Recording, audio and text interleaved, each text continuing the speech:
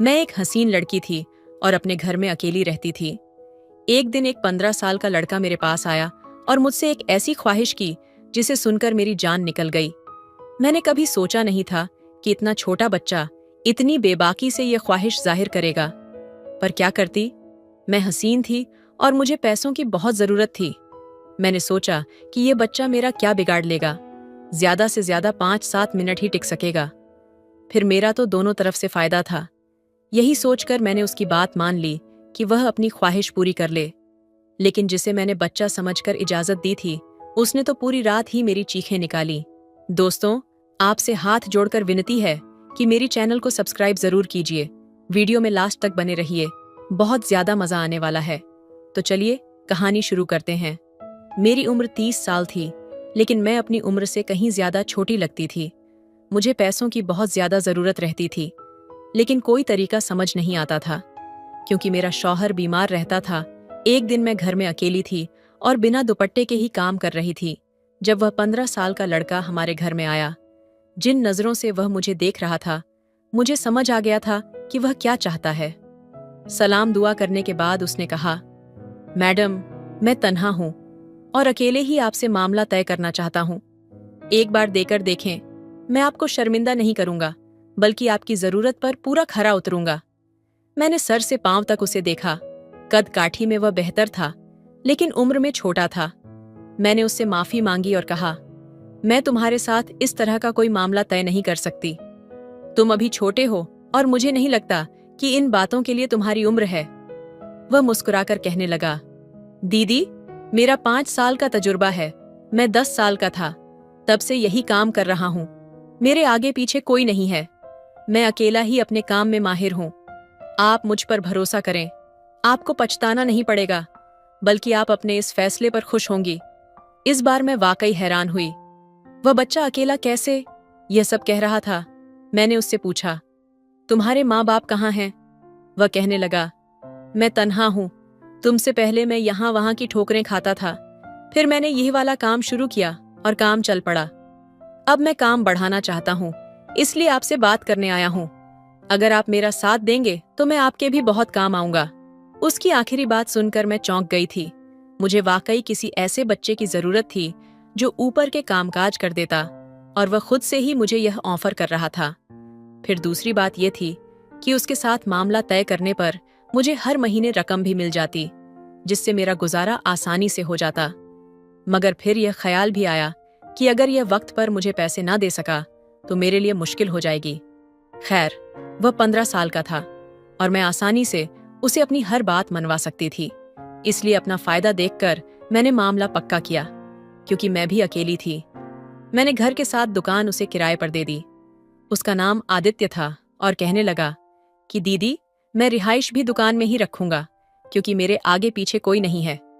अब तक मैं यह काम सड़क पर ही कर रहा था, लेकिन अब दुकान में करूंगा। मुझे क्या एतराज हो सकता था, दुकान ही तो थी। मैंने कहा, जो तुम्हें ठीक लगता है करो, बस मुझे वक्त पर पैसे दे देना। और फिर उसने दुकान में औरतों के सामान की कुछ चीजें लाकर डाल दी, और यह देखकर मैं हैरान रह गई कि 2-3 दिन में ही उसका काम चल पड़ा था। सारा दिन वह दुकान खोलकर काम करता और उसकी दुकान पर औरतों का लाइन लगा रहता। रात के वक्त उसी दुकान में सो जाता। इतने दिनों से यह दुकान खाली पड़ी थी। पहले जब कभी यह किराए पर थी तो कोई भी ग्राहक आता ही नहीं था। कितनी बार मैंने दुकान किराए पर चढ़ाई, मगर सबने यही कहकर छोड़ दी कि यह जगह काम के लिए सही नहीं है। मैंने तो यह उम्मीद ही छोड़ दी थी कि कभी यह दुकान किराए पर भी चलेगी कि नहीं। लेकिन उस बच्चे ने न सिर्फ सही कीमत पर उसे किराए पर लिया था, बल्कि उसने तो अपना काम भी चला लिया था। बस अजीब बात यह थी कि उसने औरतों का सामान दुकान में रखा था और औरतें उस बच्चे से सामान खरीदने आती थीं। कुछ दिन गुजरे तो मेरी आदित्य से अच्छी बातचीत हो गई। वह मेरे छोटे मोटे काम करने लगा था। जब कभी कुछ अच्छा पकाती तो उसे दुकान पर पहुंचा देती। दुकान और घर के बीच में छोटा सा दरवाजा भी था। जरूरत के तहत मैं वह दरवाजा खोलकर आदित्य से बातचीत भी कर लेती थी। धीरे धीरे हमारे बीच अच्छी दोस्ती हो गई। मैं भी एक तरह से बेचैन ही थी, इसलिए मुझे आदित्य का सहारा मिल गया था। दरअसल मेरे बच्चे नहीं थे और मेरे शौहर राहिल को कोरोना का अटैक हुआ था। उसके बाद वह बिस्तर पर पड़ गए थे। घर का गुजारा बहुत मुश्किल से चल रहा था। कभी कोई मदद के लिए पैसे दे जाता तो कभी कोई ऐसे में दुकान से मिलने वाले पैसे मेरे लिए कुछ सहारा हो गए थे। इसलिए मैंने खुद आदित्य से दोस्ती बढ़ाई थी ताकि वह दुकान छोड़कर ना जाए और मेरी आमदनी भी बनी रहे। लेकिन मुझे क्या मालूम था कि मैं जिसे 16 साल मासूम बच्चा समझ रही हूँ वह इतना सीधा सादा भी नहीं है। उस बच्चे ने तो कुछ ही दिनों में मेरी दुनिया पलट कर रख दी थी। हम दोनों के बीच कुछ ज्यादा ही दोस्ती बढ़ी तो मैंने उसे अपने घर के अंदर आने की इजाजत भी दे दी। अब कुछ कामों वगैरह के लिए वह मेरे घर में ही चला आता था और बाकी वक्त तो वह दुकान में ही गुजारता था। राहिल को भी इस बात पर कोई एतराज नहीं था क्योंकि मेरे लिए तो वह 16 साल का बच्चा ही था, बल्कि आदित्य के आने से तो हमारी जिंदगी में रौनक आ गई थी। अब मैं पहले की तरह उदास और मायूस नहीं रहती थी, बल्कि कोई भी बात होती तो आदित्य से कह दिया करती थी। मौसम बदलने की वजह से राहिल की तबीयत काफी खराब रहने लगी थी। मेरे पास उन्हें अस्पताल ले जाने के लिए भी पैसे नहीं थे।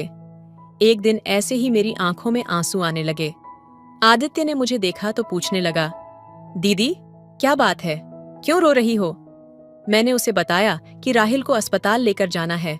मेरे पास पैसे नहीं हैं। मैं अब इस जिंदगी से तंग आ चुकी हूँ। अकेले ही सारी मुश्किलों से लड़ना पड़ता है। राहिल तो मेरे सहारे के बगैर बिस्तर से भी नहीं उठ सकते। अगर मेरा कोई बच्चा होता तो शायद मेरी जिंदगी आसान हो जाती। किसी कमजोर लम्हे में मैंने अपने दिल का हाल आदित्य के आगे बयान कर दिया था। मेरी बात सुनकर आदित्य मुस्कुराकर कहने लगा, तो दीदी बच्चा कर लो, इसमें क्या परेशानी है? आदित्य की बात पर मैं शर्मिंदा हो गई। मैं उसे कैसे बताती कि राहिल बिस्तर पर थे और वह इस काबिल नहीं थे कि हम बच्चा पैदा कर सकें। शादी के शुरू के सालों में राहिल नहीं चाहते थे कि हम बच्चे के झंझट में पड़े, और जब हमने बच्चे की जरूरत महसूस की तो राहिल इस काबिल नहीं रहे कि बच्चा पैदा कर सकें। उन्हें अचानक ही कोरोना का अटैक हुआ था और उसके बाद वह किसी काबिल नहीं रहे। मोहब्बत की शादी आहिस्ता आहिस्ता मजबूरी की शादी बन गई और अब मैं मजबूरी में ही राहिल का साथ निभा रही थी, क्योंकि इसके अलावा मेरे पास कोई रास्ता नहीं था। आदित्य ने शायद मेरे चेहरे के उतार चढ़ाव पढ़ लिए थे। कहने लगा, दीदी आपको परेशान होने की जरूरत नहीं है, मैं आपके साथ हूं ना, जल्दी आपके सारे तकलीफ खत्म हो जाएंगे। आदित्य की बात पर मैं मुस्कुरा उठी थी। वह अकेले ही इतना हौसला रखता था कि हर मुश्किल से लड़ जाता था, और एक मैं थी जिसने इतनी उम्र गुजारने के बावजूद भी हिम्मत नहीं पकड़ी थी। आदित्य ने अपने माँ बाप को 10 साल की उम्र में खो दिया था और इसके बावजूद भी वह दुनिया के मेले में गुम नहीं हुआ था। न सिर्फ उसने अपनी जिंदगी का सफर जारी रखा, बल्कि वह राहिल की भी बहुत ज्यादा देखभाल करने लगा था। मैं किसी भी काम से घर से निकलती तो आदित्य ही मेरे शौहर की देखभाल करता और उनके पास बैठा रहता। उन दोनों के बीच न जाने क्या बातचीत होती थी, लेकिन मुझे देखकर आदित्य हमेशा खामोश हो जाता था। आदित्य ने मुझसे वादा किया था कि वह मेरी हर कमी को दूर कर देगा, और उसके इस वादे पर मैं मुस्कुरा उठी थी। मैं बच्चा पैदा करना चाहती थी। अपनी जिंदगी में मुझे औलाद की कमी को पूरा करना था, लेकिन आदित्य भला उसे कैसे पूरा कर सकता था? उसकी खुशी की खातिर मैंने मुस्कुराहट चेहरे पर सजाई थी, और फिर इस बात को कुछ ही दिन गुजरे कि मुझे अपने अंदर बदलाव महसूस होनी शुरू हो गई। मेरी तबीयत ज्यादा खराब हुई तो आदित्य ने ही मुझे पैसे दिए और कहने लगा कि दीदी डॉक्टर को दिखा लो। उसके कहने पर मैं डॉक्टर के पास चली गई और वहां जाकर मुझे पता चला कि मैं प्रेग्नेंट हूं। मुझ पर पहाड़ टूट पड़ा। ये कैसे मुमकिन था? राहिल में तो इतनी हिम्मत ही नहीं थी कि वह बाप बन सकते हैं, तो फिर मैं प्रेग्नेंट कैसे हुई थी? मैं थर थर कांपते हाथों से रिपोर्ट पकड़े घर लौटी थी, और जब मैंने यही बात घर आकर डरते डरते राहिल को बताई तो वह मुस्कुराकर कहने लगे कि हो सकता है कि मैं इस काबिल हो गया हूं कि एक बच्चे का बाप बन सकूं। अगर खुदा ने हमें यह खुशखबरी सुनाई है तो इसे मुस्कुराकर कबूल कर लो। राहिल की बात पर मैं हैरान रह गई थी। क्या वाकई में राहिल के बच्चे की मां बनने वाली थी? ये बात ऐसी थी कि मुझे यकीन ही नहीं आ रहा था। मुझे तो राहिल की हालत में कोई बदलाव नजर नहीं आया था, फिर यह कैसे मुमकिन था? खैर, मैंने भी इस बात को कबूल कर लिया कि मैं राहिल के बच्चे की मां बनने वाली हूं। अब मैं अपना ख्याल रखने लगी। आदित्य को भी यह बात पता चल गई थी। वह भी बड़ा खुश था, जैसे उसके घर बच्चा होने वाला हो, जैसे मुझे दुकान से छुट्टी मिलता। मैं घर में आता और राहिल को नहलाने धुलाने का काम अपने ही जिम्मे ले लिया था। राहिल की अक्सर वही देखभाल करने लगा था, क्योंकि अब तो मेरी हालत भी ऐसी नहीं थी। पहले भी वह राहिल के पास आकर काफी देर बैठा करता था, इसलिए तो मुझे लगता था कि आदित्य के आने से मेरी जिंदगी बदल गई है। अब तो वह मेरे लिए कभी फ्रूट लाता तो कभी जूस। उसकी दुकान ठीक ठाक चल रही थी, और फिर ऐसे ही दिन पर दिन गुजरते चले गए। और फिर पूरे 9 महीने बाद जाकर मैंने खूबसूरत से बच्चे को जन्म दिया, जो ना ही मेरे जैसा था और ना ही राहिल जैसा। बल्कि हैरत की बात थी कि वह हूबहू आदित्य के जैसा लग रहा था। मैं कभी अपने बच्चे की शक्ल देखती तो कभी आदित्य की। और फिर आदित्य ने खुद ही हंसकर ऐसी बात कही कि मैं चौंक गई। उसने कहा, दीदी, दिन रात आपने मुझे इतना ज्यादा देखा है कि आपका बच्चा भी मेरे जैसे लगने लगा है। कहते हैं कि जिसे माँ प्रेग्नेंट के दिनों में ज्यादा देखती है, बच्चा उसी पर जाता है। आदित्य की बात पर मैं न सिर्फ चौंकी बल्कि शर्मिंदा भी हुई। इतनी कम उम्र में ही उसे इन सब बातों की भी मालूम थी। मेरी गोद में बच्चा आ गया था। मेरी खुशी की ठिकाना नहीं थी। मैं अपने बच्चे को लेकर घर आई तो जैसे मेरी जिंदगी में बाहर आ गई। लेकिन अब खर्चा पहले से भी ज्यादा बढ़ गया था। समझ नहीं आ रहा था कि यह खर्चा कैसे पूरा होगा। और फिर आदित्य ने ही मुझे बच्चे के खर्चे के लिए भी पैसे देने शुरू कर दिए। मेरी और मेरे बच्चे की जिम्मेदारी उसी ने पूरी तरह उठाई थी। बल्कि हमारी क्या, राहिल को भी वह बिल्कुल सेवा पानी कर रहा था। मैं तो उसे छोटे भाई की तरह सोच रखने लगी थी, क्योंकि उसी की बदौलत हमारे हालात अच्छे हो गए थे। और फिर मेरा बच्चा 6 महीने का हुआ और मुझे पता चला कि मैं फिर से प्रेग्नेंट हूँ। मैं फिर से हैरान रह गई। इतनी जल्दी मैं दोबारा प्रेग्नेंट कैसे हो गई, जबकि मेरी शादी को तकरीबन 8 साल होने वाले थे और अब तक एक बार भी प्रेग्नेंट नहीं हुआ था। मुझे डर लग रहा था कि मैं इतनी जल्दी दूसरे बच्चे की जिम्मेदारी कैसे उठाऊंगी। मेरा तो पहला बच्चा ही छोटा था और फिर राहिल की जिम्मेदारी अलग। मैं इसी परेशानी में थी कि राहिल ने मुझे समझाया और कहने लगे, जब खुदा की तरफ से आशीर्वाद मिल रही है तो इनकार ना करो और इसे ले लो। जहां पहला बच्चा पैदा होकर हमारे पास आ गया है, वहीं दूसरा भी आ जाए। मैंने सर झुकाकर राहिल से कहा, हमारी जिम्मेदारी आदित्य के कांधे पर है, जो हमारा कुछ नहीं लगता। अब ये बच्चा आएगा तो इसका खर्चा भी आदित्य के कांधे पर आ जाएगा। और मेरा दूसरा बच्चा भी इस दुनिया में आ गया। मैं 2 बच्चों को इस कदर लेकर मसरूफ हो गई कि मुझे राहिल का ख्याल रखने की फुर्सत ही नहीं होती। उन्हें तो आदित्य ने ही पूरी तरह संभाल लिया था। वक्त बहुत तेजी से गुजर रहा था। अब तो मेरा और आदित्य का साथ इस कदर दोस्ताना था कि हम एक दूसरे से दिल की हर बात कहने लगे थे। मैं सारा सारा दिन बच्चों के पीछे पागल होती और रात को थककर गहरी नींद सो जाती। आदित्य अक्सर रात को मेरे बच्चे संभालने के लिए जाया करता था और वह उन्हें अपने साथ सुला लेता था। यह बात भी मेरे लिए बड़ी हैरान करने वाली थी कि 16 साल का बच्चा किस तरह सारी रात 2 बच्चों को आसानी से संभाल लेता है। आदित्य ने मुझसे कभी इस बात की शिकायत नहीं की थी कि बच्चे उसे तंग करते हैं या उसकी नींद खराब होती है, बल्कि वह बहुत खुशी से मेरे बच्चे ले जाता था और मुझे भी सुकून का सांस मिलता था।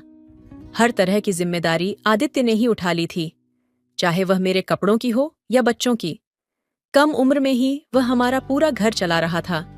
लेकिन मुझे शर्म आती थी, क्योंकि वह बिल्कुल गैर है। अचानक आदित्य किसी काम से कमरे में आ गया। वैसे ही बेधड़क मेरे कमरे में आ जाया करता था। उसने मेरी बात सुन ली और फिर आंखों में आंसू लिए कहने लगा, आप मुझे गैर समझती हैं। मैंने तो आपको अपना सब कुछ मान लिया है। मैं आप लोगों की खातिर कुछ भी कर सकता हूँ। मैं जान गई हूँ कि आप फिर से प्रेग्नेंट हैं। आप अपना ख्याल रखें। खर्चे की फिक्र आप ना करें। आपकी दुकान में बहुत बरकत है और आपके नसीब से मुझे यह सब मिल रहा है। वह हमेशा इस तरह बातें करता था, इसलिए वह मुझे और भी अच्छा लगता था। 3 बच्चों की माँ बनने के बाद मैं पूरी तरह बदल गई थी। मेरे अंदर अब पहले जैसी उदासी नहीं रही थी। सारा दिन कहाँ गुजरता था पता ही नहीं चलता था। यहाँ तक कि मैंने राहिल को भी नजरअंदाज कर दिया था। एक रात मेरे 3 बच्चे बहुत ज्यादा तंग कर रहे थे तो आदित्य आ गया और कहने लगा, दीदी, इन्हें मुझे दे दे और आप सुकून से सो जाएं। मैंने खुशी खुशी बच्चे आदित्य को पकड़ा दिए। वह हमेशा की तरह मेरे लिए दूध लेकर आया था। मेरी तरफ दूध का गिलास बढ़ाकर कहने लगा, अपना ख्याल रखा करें। मैंने दूध का गिलास पकड़ा और आदित्य का शुक्रिया अदा किया। वह बच्चों को लेकर चला गया। इत्तेफाक से मेरे हाथ से दूध का गिलास छूटकर गिर गया और मेरा काम बढ़ गया। मैंने दोबारा से कमरा साफ किया और सफाई करके बिस्तर पर लेट गई। कुछ ही देर गुजरी थी कि मुझे ऐसा महसूस हुआ जैसे कोई मेरे कमरे में मौजूद हो। मेरी सांस रुकने लगी थी। ऐसा लग रहा था जैसे कोई चोर आया हो। फिर मुझे अपने बिस्तर के करीब किसी का एहसास हुआ। किसी ने मेरे वजूद के साथ खेलने की कोशिश की तो मैं उठकर बैठ गई और चीखने चिल्लाने लगी। मेरी चीख की आवाज पर राहिल की भी आंख खुल गई। मैंने जल्दी से कमरे की लाइट जलाई। यह देखकर मेरे रोंगटे खड़े हो गए कि हमारे ही मोहल्ले का एक आदमी मेरे ऊपर झुकने के लिए मेरे पास खड़ा था। मैं उसे देखकर दंग रह गई थी। पहले तो वह शर्मिंदा हुआ, फिर कहने लगा, दीदी, मैंने कुछ नहीं किया। आपके शौहर ने मुझे खुद इजाजत दी थी कि मैं हर रात आपका सौदा करूं। इसलिए मैं कोई ना कोई ग्राहक ढूंढता और सौदा करता और पैसे ले लेता और फिर यही पैसे आप लोगों पर खर्च कर देता। दरअसल घर के हालात की वजह से राहिल भाई बहुत परेशान थे। वह किसी तरह इस परेशानी को खत्म करना चाहते थे। जब उन्हें पता चला कि मैं औरतों की खरीदो फरोख्त का काम करता हूं, तो उन्होंने खुद मुझे इस बात की इजाजत दी। रात आपके कमरे में मैं ही मौजूद होता था, जो आपकी इज्जत से खेलना चाहता था। मेरी चीख की आवाज पर आदित्य भी दौड़ता हुआ चला आया था। उसे देखकर वह आदमी कहने लगा, आदित्य, तूने तो कहा था कि यह अपने होश में नहीं होगी। मैं आसानी से अपनी ख्वाहिश पूरी कर सकता हूं, लेकिन यह तो जाग रही है। उस आदमी की बात सुनकर मेरे कदमों तले से जमीन खिसक गई। आदित्य घबराकर मेरी तरफ देखने लगा। मुझे समझ नहीं आ रहा था कि यह क्या काम है। वह आदमी गुस्से में गालियां देते हुए निकल गया था। मैंने नफरत से आदित्य से पूछा, यह सब क्या है? तब जाकर आदित्य ने कहा, आपके शौहर के पास इतने पैसे नहीं थे कि वह इस घर को चला सकें, इसलिए उन्होंने मुझे मजबूर किया कि मैं आपका सौदा करूं। जब कोई गाहक मिलता तो मैं आपके बच्चों को ले जाता और नींद की दवा दूध में डालकर आपको दे देता। आप सो जाती और गाहक आपको इस्तेमाल करके चला जाता। ये तीनों बच्चे भी किसी न किसी गाहक के ही हैं, क्योंकि राहिल भाई तो बाप बनने की औकात नहीं रखते। मैंने आपके साथ कुछ गलत नहीं किया। जो आपके शौहर ने कहा, मैंने वही किया। मैंने आपको उसकी मर्जी से ही बेचा है। आदित्य की बात सुनकर मेरे रोंगटे खड़े हो गए। मैंने हैरत से पलटकर राहिल को देखा। वे नजरें चुराए और फिर खुद ही कहने लगे, मेरी बीमारी की वजह से घर के हालात खराब हो गए। मैं तुम्हें औलाद भी नहीं दे सका। खाने के लाले पड़ने लगे थे। यह सब देखकर मेरा दिल जलता था, लेकिन मैं कुछ नहीं कर सकता था। इसलिए जब मुझे पता चला कि आदित्य कैसा काम करता है, तो मैंने खुद ही उससे कहा कि हर रात वह तुम्हें किसी न किसी को बेच दिया करें। मैं तो खुद नींद की दवाइयां लेकर सोता था, इसलिए मुझे कुछ पता नहीं चलता था। आदित्य भी किसी गाहक को लाता और फिर सुबह होने से पहले ग्राहक लौट जाता। बच्चे होने से तुम खुश हो गई और हमारे घर के हालात बदल गए, और मैं बस इतना ही चाहता था। राहिल की बात सुनकर मैंने अपना सिर पकड़ लिया था। मुझे यकीन नहीं हो रहा था कि मेरे शौहर ने मुझ पर इतना बड़ा जुल्म किया है। घर के हालात को बदलने के लिए और मेरी गोद भरने के लिए आदित्य के साथ मिलकर उसने मेरे ही वजूद का सौदा किया है। मैं जोर जोर से रोने लगी थी। जब रोते रोते कुछ संभली तो मैंने आदित्य के आगे हाथ जोड़ दिए और कहा, हमारी जिंदगी से चले जाओ। तुम्हारे आने से पहले हम मुसीबत में जरूर काटते थे, लेकिन मेरे शौहर ने कभी मेरी इज्जत का सौदा नहीं किया था। ना ही उनके दिल में कभी ऐसा कोई ख्याल आया था। यकीनन ये सब तुम्हारी पढ़ाई हुई पट्टी है। मुझे समझ आ गया है कि तुमने औरतों की खास दुकान क्यों खोली थी। इस बहाने तुम औरतों की मजबूरियों का सौदा करते हो। मैंने आदित्य को फौरन दुकान खाली करने को कह दिया और उसकी गोद से अपने बच्चे झपट लिए। मेरे छोटे छोटे 3 बच्चे मेरे सामने थे, जिनके बाप का मुझे मालूम नहीं था। मुझे तो अपने आप पर अफसोस था कि मैं किस कदर बेवकूफ निकली, जो यह जान नहीं पाई कि यह बच्चे मेरे शौहर के नहीं हैं। क्यों मैं उन दोनों मर्दों के हाथों बेवकूफ बन गई थी। मेरा मुजरिम सिर्फ आदित्य नहीं था, बल्कि राहिल भी थे। लेकिन मैं क्या करती। मैं राहिल के निकाह में थी और उनकी हालत ऐसी नहीं थी कि मैं उन्हें छोड़ देती। इसलिए मैंने मजबूरी में उनके साथ गुजारना शुरू कर दिया। आदित्य दुकान छोड़कर चला गया। मैंने उसी दुकान में कुछ जमा किया। पैसों से औरतों का सामान डाल दिया और खुद वो दुकान चलाने लगी। ग्राहक तो पहले ही बन चुके थे, इसलिए मेरी दुकान चल गई और गुजारा होने लगा। मैंने अपने बच्चों को सीने से लगा लिया, क्योंकि ये मेरे बच्चे हैं। उनका बाप कौन है ये मैं नहीं जानती, मगर मैंने इन्हें अपनी गोद से पैदा किया है, इसलिए इनके लिए मेरे दिल में मोहब्बत कम नहीं हुई। आप लोग बताएं, जो मेरे साथ हुआ क्या वह सही है? क्या मेरे शौहर को यह हरकत करनी चाहिए थी? क्या घर के हालात सुधारने के लिए कोई मर्द अपनी औरत की इज्जत का सौदा कर सकता है? क्या मुझे अपनी औलाद को छोड़ देना चाहिए? क्या आजकल के दौर में किसी भी कम उम्र या जवान लड़के पर भरोसा करना चाहिए? कमेंट बॉक्स में अपनी राय जरूर दे। धन्यवाद।